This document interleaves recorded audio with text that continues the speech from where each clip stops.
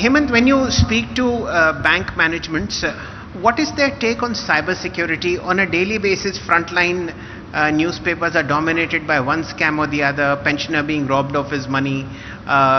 You know, brokering is a space which has seen a lot of scams happening. Where do we stand in terms of cybersecurity globally as far as the banking sector is concerned? I mean, look, banks are quite cognizant. At least the CEOs that I've spoken with, they're very cognizant and very aware of like cybersecurity risks. A lot of, there have been specific SOCs that have been set up, and now it's like resilience operation control ROCs also are being set up.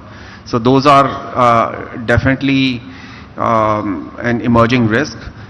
Look, part of the challenges were also in the legacy, technology systems that a lot of banks were operating on, and subsequently, significant investments are being made on the technology side, and to make the transactions a lot more safer. This is a shared concern. It's across the banking industry, as well as, not just nationally, but also I would say internationally, and there are many efforts that have gone across the banking organizations as well.